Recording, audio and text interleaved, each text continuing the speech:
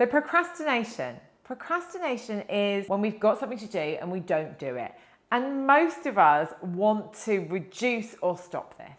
In this video, I'm going to help you move past and through procrastination and also do a few things, because procrastination may not always be a bad thing.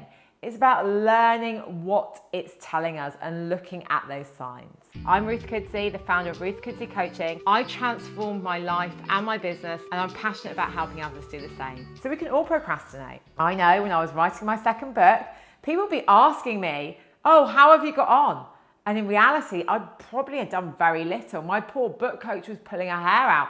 What's going on? The reason that I was procrastinating, actually in that case, it wasn't that I didn't want to do it. It's that I hadn't fully embedded the idea. And the initial idea that I went to her with had changed, but I hadn't been able to process and really sit into energetically what I wanted that book to look like. So I was stuck. And what I needed to do, and what I did do, was actually take some time away from it and say, it's okay to put that here, and let's work through what else is going on for me so I can come back and I can write that book when I'm in a place where I know what I want to do. Now, I was okay to do that because I had the space. The book didn't have a deadline. I didn't need to deliver it to anybody other than my book coach, and she was super understanding and supportive. But sometimes we do have a deadline and we still procrastinate. Well, first of all, when you have got something that is on your agenda and you're not doing it, energetically, that is taking up space. That is taking up space in our minds. That is taking up space in your body. That is taking up space in your thoughts. That is taking up space. And with that taking up space, we don't have enough space for other things. We can't be as expansive in our thinking if we always have that nagging doubt, I need to do that. We know that it's not always the best place to be energetically if we haven't done something. And we know that we can use that as a stick to beat ourselves up with. So when you're thinking about why you're not doing something, look at the reasons why it's safe to stay where you are in that place where you haven't done it. How's it working out for you not doing that thing? What's going on for you? What do you gain by staying right where you are? And explore that. Because often we're not doing these things because it's going to take us out of our comfort zone. And we fear the unknown more than we fear the known. Even if our comfort zone isn't a great place to be, the idea that outside of our comfort zone is different can be really scary. And our brain kicks into fear mode and we stay where we are. So I want you to explore the emotions that are going on to you about staying where you are. How does that feel? What is going on for you? And I want you to then go to imagining that you've done the thing. Future pace yourself. Take you to that future version of yourself where you've done it and what's going on there. And I want you to feel into your body if you've got any resistance in either of those. And I want you to ask yourself, how would I be different if I was that person who did it? And I want you to think if there are any negative connotations or bonds with you doing it. If by doing the thing we have a negative association, we're less likely to do it. So I'm going to give you an example of this. I had a friend whose dad went to prison because he didn't pay his tax. Now, I have always paid my tax. So on a rational, logical level, I know that I'm always going to pay my tax. However, I've got an unconscious thing about people in business not paying tax and going to prison. And I've had some really weird things where I haven't done things for my accountant until the last minute because I've got a fear that when I'm going to do it, I'm going to go to prison. Doesn't make sense because my accountant is actually the person who pays my tax and tells me how much to pay. But I had to really go there and understand, like, where is this fear? What is going on? Why have I got this fear of an accountant telling me how much tax to pay? Okay, well, it's not that. It's that I've got a fear of not paying the tax, that then something bad might happen. And even though on a rational level that is not true, I was never in a position where I was not going to pay the tax. I've got this unconscious story and blueprint from the past, and that was what was stopping me giving the stuff to my accountant. So when I realized that, now I give it to him. He's got access to everything.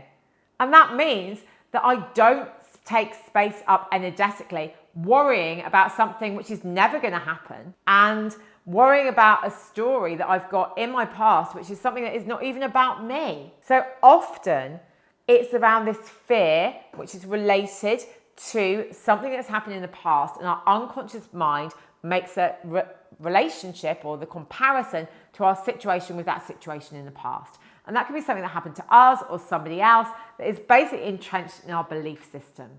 So really look at what is going on there. How true is it? And explore it and go deeper. And ask yourself that question. Well, how realistic is this? What's a different way of looking at it? Let's reframe it.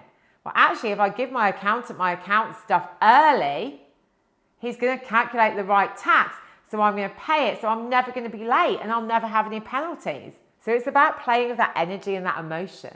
Like, if we're not doing something, is it because we're fearful of this situation because of an old story or script that is running? Or is it because we've never done it before and we're coming out of our comfort zone? And if it is, what's the first thing that we can do? If we're stepping into that version of ourselves that gets stuff done, what would they do? Or is procrastination a clue about something else? Is it that we don't actually want the thing? Is it that we've said that we want to do something, whereas in reality, that doesn't connect with us? And I always talk about this like Me Too goals, and we see this loads in the entrepreneurial space. We see it about money a lot, but about everything. So-and-so's got a podcast, oh, I need to get a podcast. So I'm going to start a podcast. But actually, we don't really want to start a podcast. So we say it, we make that commitment, but we're not holding that commitment to ourselves because we don't want to do it. So I want you to really get clear on that as well. Are you procrastinating over something because you don't want to do it?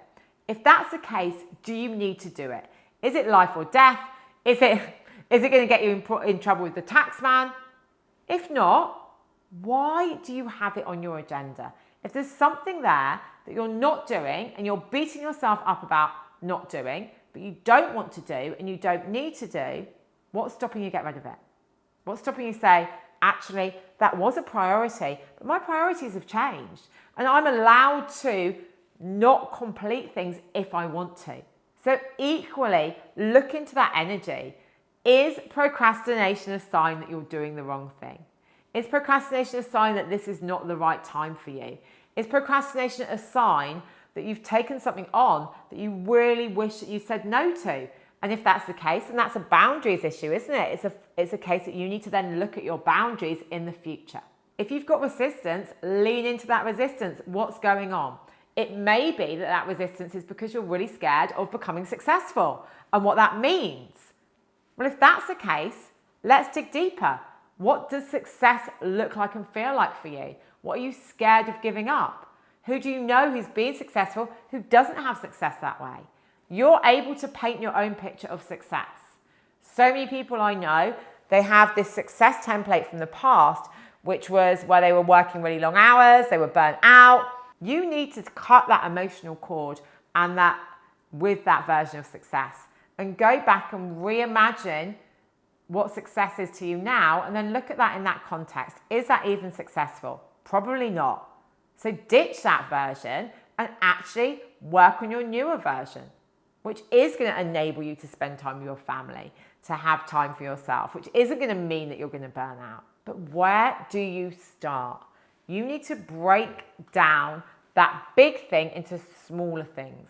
We always hear about eat the frog, don't we? Get that frog, cut it up, eat it piece by piece. We don't eat it in one go. So if you're really procrastinating about something that you either need to do or you want to do, break it down, chunk it up, and do a small amount each time. Doing a small amount each time is going to get you through it. Energetically, you're going to change your energy because you're going to feel like you're moving forward and you're holding that commitment to yourself. Now, in the moment, some really great procrastination tips for you. If you're sitting in front of your computer screen, waiting for the creativity to come, it isn't going to come. You need to get out and change your state. So change your state, do something different, do some star jumps, go outside, have a coffee, do whatever you need to do to change your state and to tap into your creativity. The first step is the hardest. So think about how you're going to reward yourself when you do that and then taking that action.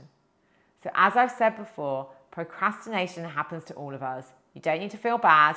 It is a sign that you need to explore what is going on for you in relation to the thing that you're not doing. If you've enjoyed this, I'd love you to join my free Facebook community, the coaching community, where we're talking about personal development, professional development, and business development. I'll leave the next video over here. If you've enjoyed this, I would love for you to subscribe to my channel, like my video, and ring that bell so you get notified the next time we release something new.